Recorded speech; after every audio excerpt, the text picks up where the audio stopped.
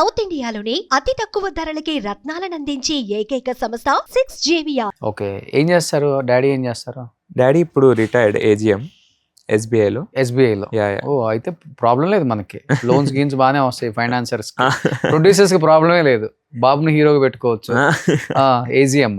Mummy house wife. Okay. అన్న job చేస్తాడు. అన్న IIMలో MBA చేశాడు, ఇప్పుడు జాబ్ చేస్తాడు. నువ్వు చిన్నవాడు అంతే? నేను చిన్న. అంతే. అన్న ఒక సినిమా చేశాడు, కిక్ లో చేశాడు. ఏ కిక్ లో రోజు? లాలీపాప్ పెట్టుకుంటాడు కదా, అది మా అన్న. నేను కిక్ లో చేశాను. ఓకే. కిక్ ఏంటంటే మా అన్న చేసిన ప్రతి సీన్ లో నేను పక్కన చూసి నేనే యాక్టింగ్ చేసేవాడిని. ఓకే. నాకు ఇయ్యండి, నాకు ఇయ్యండి, నాకు ఇయ్యండి అని. అంటే గణేష్ కన్నా ముందు కిక్ షూటింగ్ స్టార్ట్ అయిపోయింది. సో నేను వెళ్ళి నాకు ఇయ్యండి, నాకు ఇయ్యండి అని. అప్పుడు ఒక చిన్న క్యారెక్టర్, ఒరే మీ నాన్న ఉయ్యాలు ఊగేస్తున్నాడు, ఎల్లు ఊపేద్దాం పదా అని అంట. అదొక్కటి చేశా. దాని తర్వాత గణేష్. ఓకే. సో ఇంకొకటి ఏంటంటే బాబాయ్ ఉన్నారు కాబట్టి లక్కీగా నీకు పెద్ద ప్రాబ్లం ఉండదు. అవును, బాబాయ్ అసలు చాలా సపోర్టివ్. ఎందుకంటే కాంట్రాక్ట్స్ ఈజీగా దొరుకుతాయి, లేకపోతే ఎవరికైనా రిఫర్ చేయొచ్చు, అవును, ఇవన్నీ ఉంటాయి నీకు. సో ఇప్పుడు బాబాయ్ ఎలా ఫుల్ సపోర్ట్ ఉన్నారా? Yeah yeah. బాబాయ్ కూడా అరే ఇలా ఉండాలిరా, ఇలా మాట్లాడాలి, వెళ్ళినప్పుడు ఇలా ఏం సినిమాలు చేసినా చూసుకుని చెయ్యి, ఎల్లు నువ్వు దా సినిమాలకి. చాలా సపోర్టివ్ బాబాయ్. చిన్నప్పుడు కూడా అసలు అంటే ఇక్కడికి వచ్చిందే బాబాయ్ వల్ల.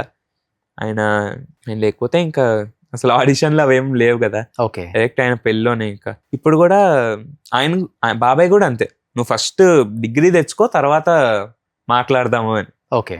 నేను ఎప్పుడు బాబాయ్ని కలిసిన, బాబాయ్ యాక్టింగ్ చేయాలి బాబాయ్, మళ్ళీ యాక్టింగ్ చేయాలి బాబాయ్, అలా అనేవాడిని. ఇప్పుడు ఏం చేస్తున్నారు రవి గారు? అబ్బుర్ రవి గారు మంచి సినిమాలు తీశారు. గూఢచారి 2, డెకాయిట్. బాబాయ్ చాలా, బొమ్మరిల్లు, ఊపిరి, చాలా పెద్ద సినిమాలు అన్ని చేశారు ఆయన.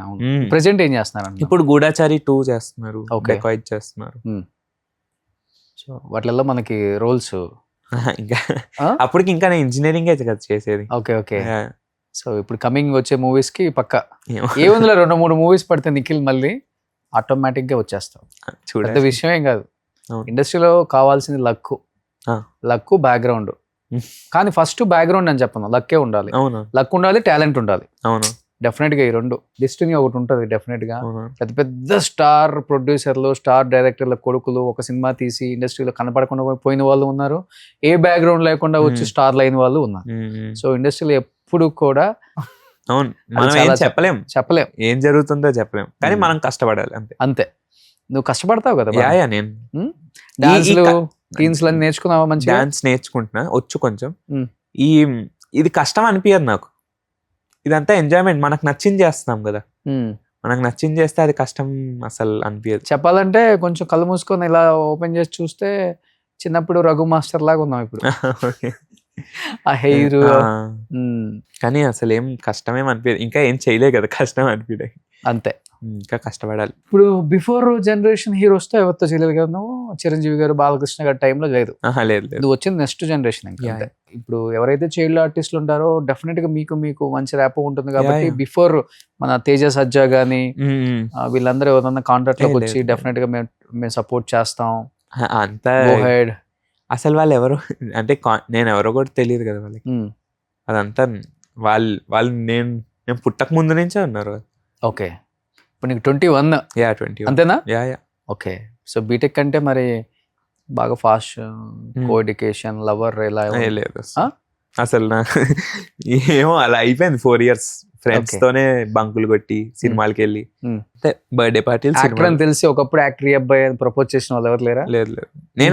నేను మొన్న బీటెక్ ఫస్ట్ ఇయర్ వరకు చాలా లావుగా ఉండేవాడిని, నన్ను ఎవరు చూస్తారు. 4th year లో తగ్గాను నేను. ఓకే. అప్పటి వరకు ఇంత ఉండేవాడిని, మనల్ని ఎవరు చూస్తారు. సో పైగా ఫ్రెండ్స్ ఇంకా బయటికి వెళ్ళి సినిమాలు చూడటం అలా ఉండేది మొత్తం. ఇంకా అదంతా ఎగ్జామ్స్కి వెళ్ళేవాడిని, కాలేజ్కి రాసేవాడిని, మళ్ళీ సినిమాలు. అంటే ఇప్పుడు నిన్ను ఎవరు లవ్ చేయకపోయినా నీకు క్రష్ ఉంటారు కదా ఎవరో ఒకళ్ళు? నో క్రష్ అసలు?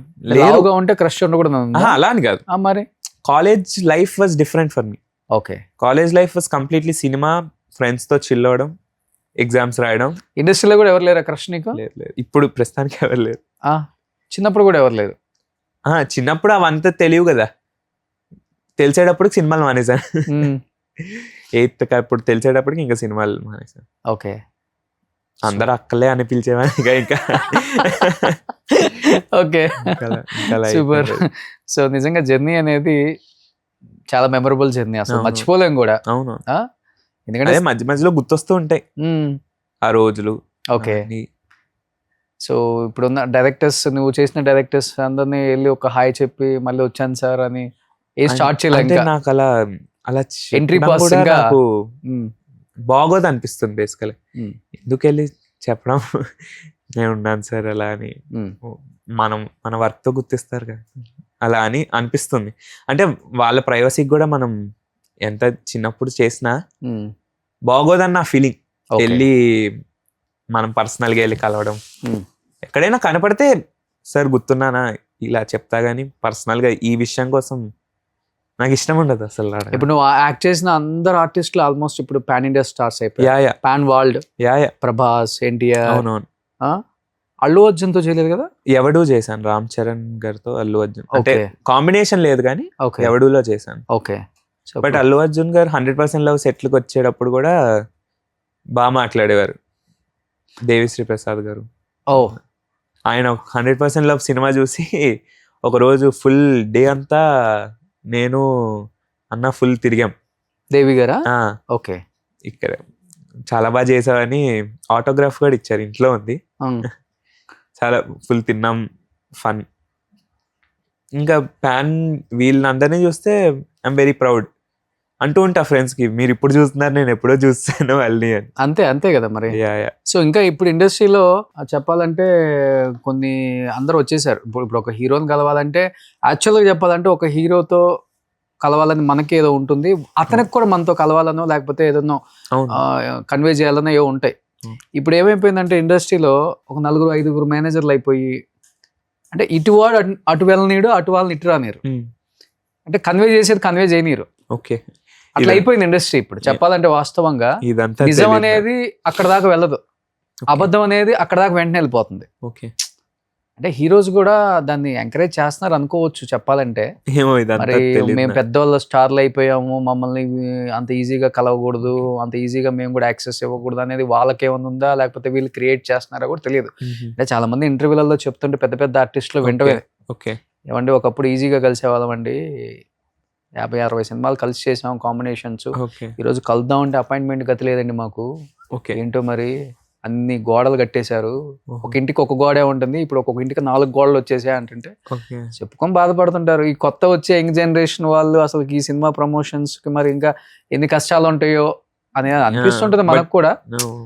Industry will be like that, ఎవడో ఏం చేయలేము, ఎవడిష్టం వాడిది. నేను మాట్లాడిన వాళ్ళంతా చాలా సపోర్టివ్ గానే చేశారు. ఇదంతా నాకు తెలీదు, కానీ ఇప్పుడు చూడాలి ఇండస్ట్రీ ఎలా రిసీవ్ చేసుకుంటుందో కూడా డెఫినెట్ గా. ఎందుకంటే బాబాయ్ ఉన్నారు అనేది పక్కన పెడితే, బాబాయ్ కూడా ఎంతవరకు ఒక క్యారెక్టర్ ఇచ్చేంత వరకు, తర్వాత నుంచి యూ హ్యావ్ టు ప్రూవ్ అంతే.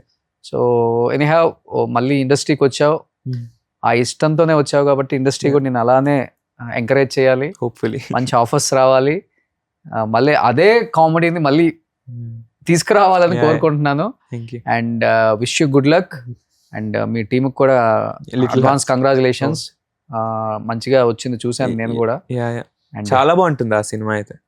అంటే ప్రతి ఒక్కరు కనెక్ట్ అయిపోతారు. మనం డైలీ ఏం చేస్తాం అదే ఉంటుంది సినిమా. అదే సినిమా అంటే అది మరి. అంతే, ఫాదర్ పేరెంట్స్ కనెక్ట్ అవుతారు. ఓకే. ఇంటర్ వాళ్ళు కనెక్ట్ అవుతారు. ఫాదర్ వాళ్ళు అయితే కొంతమంది అయితే వాళ్ళ పాస్ట్ గుర్తొస్తుంది, మనం స్కూల్లో ఇలా చేసే, ఇంటర్ కాలేజ్లో ఇలా చేసేవాళ్ళం కదరా అని. ఇంకా ఫాదర్స్ కి అయితే మా కొడుకు కూడా ఇలాగే చేసేవాడు అని ఆ బంకులు అవంతా అందరు కనెక్ట్ అవుతారు సినిమా. ఓకే. ఉన్న సినిమాలు ఎంత అంతా పడిపడిన అవుతారు, ఇంకేం చేయరు. ఎప్పుడు రిలీజ్? ఎప్పుడు? September 5th. సో ఇంకా ప్రమోషన్స్ కి అక్కడ ఇక్కడ కనిపిస్తుంటావు కాబట్టి. మా నిఖిల్ వచ్చేసాడు బ్యాక్. ఏ నిఖిల్ రా, చికెన్ తింటే మెదడు పని చేయదని చెప్పింది ఎవడరా అట్లా. సో మళ్ళీ వీళ్ళందరూ మళ్ళీ ఒక్కసారి నేను ఎంకరేజ్ చేయాలి, సపోర్ట్ చేయాలి. నిఖిల్ కోసం నిలబడతారు ఇండస్ట్రీ అని నేను కూడా హోప్ఫుల్లీ నమ్ముతున్నాను. సో నీకు కూడా ఏం డ్రీమ్ లేదు కాబట్టి హీరోనే అవ్వాలి, మంచి క్యారెక్టర్స్ వస్తే చాలు అనుకుంటే ఇండస్ట్రీలో ఉండగలం. లేదు నేను హీరోనే అవ్వాలి, హీరో క్యారెక్టర్స్ అంటే ఇండస్ట్రీ కూడా అలానే అయిపోయింది ఇప్పుడు. అలా ఏం లేదు, నాకు చెప్పా కదా అదే, మనం సినిమా చేస్తున్నా అంటే మన కోసం రావాలి, అది ఇంపార్టెంట్. థియేటర్ కూడా తెగాలి కదా, అవును, తీయటమే ఇంపార్టెంట్ కాదు. ఇప్పుడు ఎందుకంటే పెద్ద పెద్ద స్టార్ హీరోల సినిమాలు చూడటానికే జనం వెళ్ళట్లే. ఓటీటీకి వచ్చేస్తుందిలే సినిమా యావరేజ్ అంటగా, ఓటీటీకి వచ్చేస్తలే సినిమా పోయిందంటగా అయిపోయింది. అలాంటి స్థాయి వచ్చేసింది ఇప్పుడు. ఇప్పుడు థియేటర్ లో 2.5 hours కూర్చొని సినిమా చూసేవాడు ఉన్నాడా? సినిమా పిచ్చి నేను ఒక 4 సినిమాలకు వెళ్ళాను, ఒక పెద్ద పెద్ద సినిమాలకి ఇంటర్వ్యూస్ ఉంటాయి అంటే ముందు 2 రోజులు నా వెనక 2 రోజులు ఉన్నాయి, మధ్యలో అంతా ఖాళీ. నా రోకు అటు పక్క 10 మంది, ఇటు పక్క 10 మంది ఉన్నారు. అదేంట్రా ఈ సినిమా గురించి హిట్ అని వేసారు ఇప్పుడే కదా అనుకున్నాను నేను. అంటే అట్లా ఉంది ఇండస్ట్రీ. మనం ఏదో వాళ్ళని తగ్గించి మాట్లాడుతున్నాం కాదు, అట్లా అయిపోయింది. థియేటర్కి రావట్లేదు ఆడియన్స్. హ్యాపీగా ఫ్యామిలీతో ఓటీటీకి చూస్తున్నారు, కానీ మంచి కాంటెంట్ ఉండి సినిమా బాగుంటే డెఫినెట్ గా వస్తుంది. నేనుండే చోట సుదర్శన్ సంధ్య ఉంటాయి, నేను అక్కడికే ఎక్కువ వెళ్తా. సుదర్శన్ సంధ్య, మన ప్రసాద్స్, అక్కడైతే అసలు క్రేజీ. నాకు దానివల్లే ఇంట్రెస్ట్ వచ్చింది మళ్ళీ. అసలు ఆ సుదర్శన్ లో వెళ్ళినప్పుడు ఒక మహేష్ బాబు గారి సినిమా అయినా అరవటం, ఆ రిసెప్షన్ ఏదైతే ఉందో, రిలీజ్లు వచ్చినప్పుడు వెళ్తాను. వెళ్ళినప్పుడు ఒక ఏవి చూస్తే అందరు ఏడ్చేస్తారు, మనకు కూడా ఇలా అరిస్తే ఎంత బాగుంటుందిరా అని అలా వచ్చింది. ప్రసాద్స్ లో ఎప్పుడు పెద్ద సినిమాలు అన్ని అక్కడే ఆ లార్జ్ స్క్రీన్ లో వెళ్ళి ఎంత బాగుంది అసలు. ఆ పెద్ద లార్జ్ స్క్రీన్ లో చూస్తే చాలా చాలా బాగుంటుంది. సో ఒకప్పుడు రెమ్యునరేషన్ మాట్లాడుకోలేదు, ఇప్పుడు నువ్వే రెమ్యునరేషన్ మాట్లాడుకోవాలి ఇంకా, అంతేనా? ఇప్పుడు 100% లోకి ఎంత ఇచ్చారు రెమ్యునరేషన్? అదే, చిన్నప్పుడు నాకు అసలు డబ్బులు ఎంత వచ్చాయో మొత్తం మమ్మీయే. అమ్మ ఏంటంటే నువ్వు ఈ రెమ్యునరేషన్ దగ్గరికి వెళ్ళావని తెలిసినా నేను అయిపోయాను.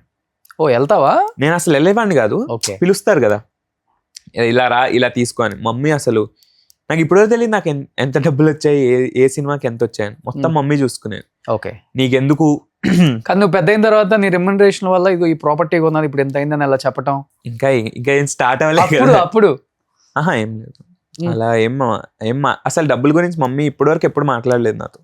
అమ్మ అంతా సినిమా, డాడీ అంతా సినిమా గురించే మాట్లాడతారు, కానీ నీకు ఇంత డబ్బులు వచ్చాయి ఎప్పుడు, ఈ సినిమాలో బాగా చేసావురా, ఈ సినిమాలో ఇలా వెళ్ళే వాళ్ళం పొద్దున్న, ఆ మెమరీస్ చెప్పేది. డబ్బుల విషయంలో ఎప్పుడు మమ్మీ నన్ను ఇన్వాల్వ్ అయ్యేది. నీకెందుకు, నువ్వు చదువుకో, ఈ సినిమాలు చేసుకో, చాలు, నీకు డబ్బులు నీకెందుకు, నేను చూసుకుంటా కదా. పొచ్చావా ఇంట్లో ఇవాళ రోషన్ ఇంటర్వ్యూకి? ఏం చెప్పారు మరి? బాండు ఏది పడితే అది మాట్లాడేకు అన్నారు, బాగా చెయ్యి అని.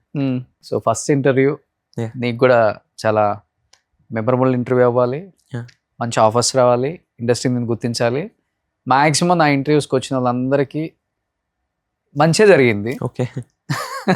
ఆల్మోస్ట్ అందరు సెకండ్ ఇన్నింగ్స్ వచ్చే వాళ్ళు ప్రమోషన్ చేసుకోవాలి అంటే ఫస్ట్ చాయిస్ నా నేమే పెట్టుకుంటారు పాపం. సూపర్. నేను కూడా సెంటిమెంట్ గా ఫీల్ అవుతా. సో అలా పెద్ద పెద్ద యాక్టర్స్ నుంచి చిన్న యాక్టర్స్ వరకు కూడా ఎప్పుడు నేను సపోర్ట్ చేస్తూనే వస్తాను. సపోర్ట్ చేయటమే నా ధర్మం, ఎందుకంటే ఇండస్ట్రీ గురించి నాకు బాగా తెలుసు కాబట్టి, వాళ్ళ గురించి కూడా నాకు బాగా తెలుసు కాబట్టి, వాళ్ళని చూసి ఎదిగాం కాబట్టి డెఫినెట్ గా ఈ రోజున వాళ్ళకి సపోర్ట్ చేసే అంత స్థాయికి మనం కూడా వచ్చాము అంటే because of the audience, viewers, వాళ్ళ సపోర్ట్ మనకుంది కాబట్టి మనం ఈ స్థాయిలో ఉంటున్నాం.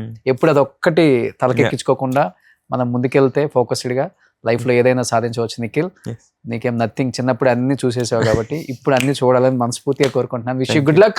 Thank you so much. Suman టీవీలో మీ పర్సనల్ అండ్ బిజినెస్ ప్రమోషన్స్ కోసం కింది నెంబర్కి కాంటాక్ట్ చేయండి.